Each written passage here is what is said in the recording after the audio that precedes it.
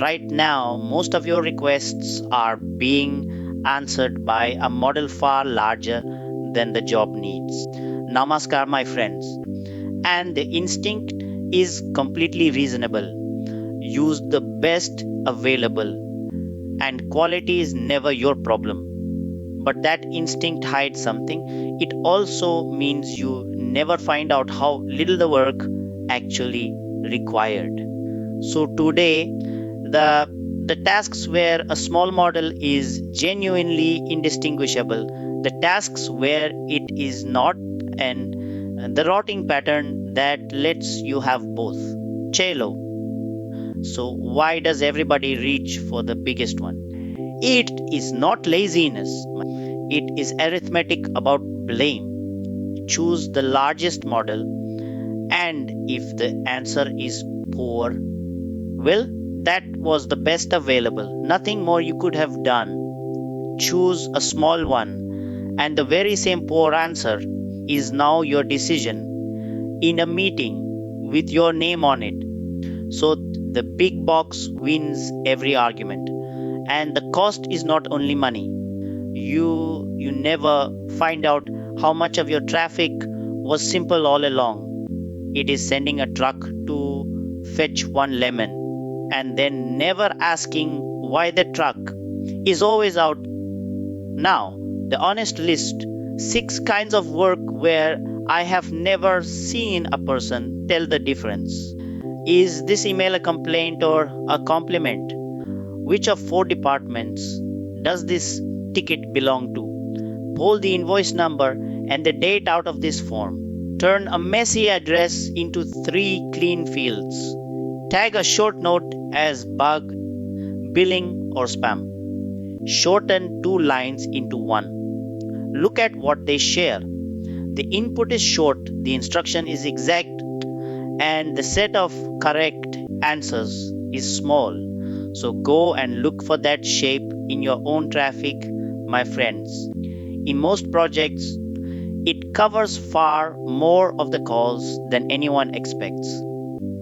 And now let me be fair, because I am not selling you a miracle for places where the gap is real and you will feel it. Long reasoning that runs over many steps, where one small slip early ruins everything after it.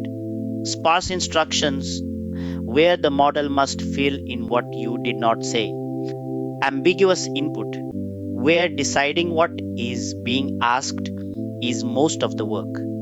And anything needing broad knowledge of the world, on those a small model does not merely score a little lower. It fails in ways that look confident. A torch is perfect for finding your slippers at night, my friends. It will not light a cricket ground. Now, the argument almost nobody makes. Everyone quotes the price. And yes, at the time of recording, a small model often costs an order of magnitude less per request. But here is the other half.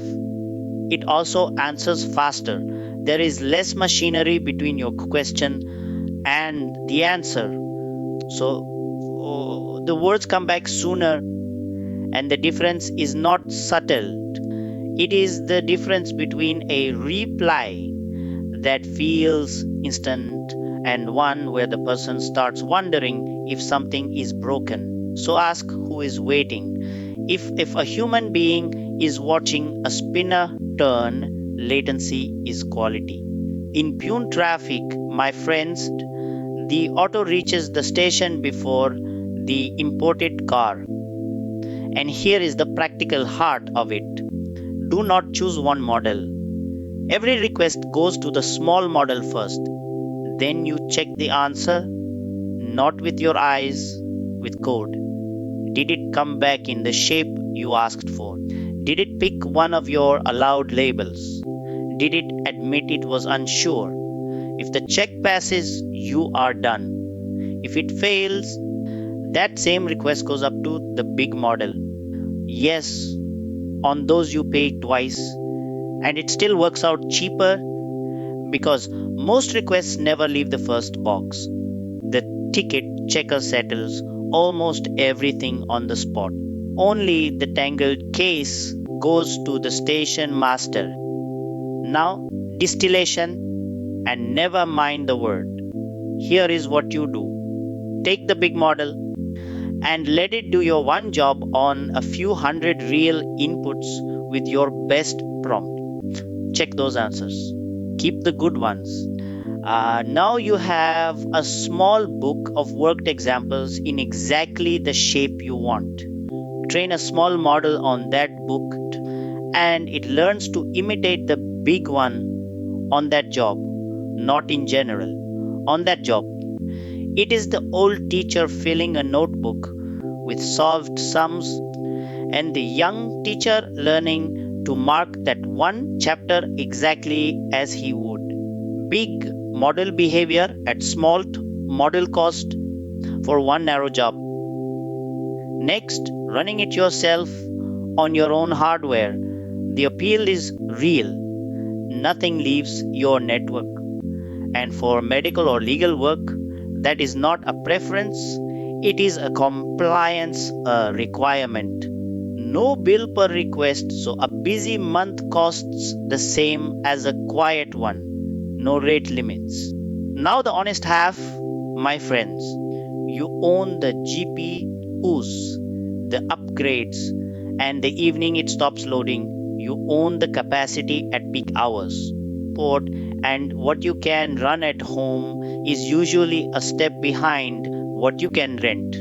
It is a bore well instead of a water tanker. No monthly bill, and the pump is yours to fix.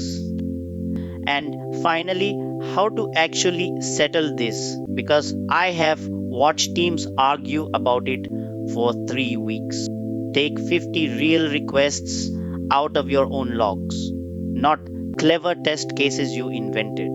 The ordinary, ugly, real ones. Run both models on all 50. Put the answers side by side in a spreadsheet and read them. That is it. That is the whole method.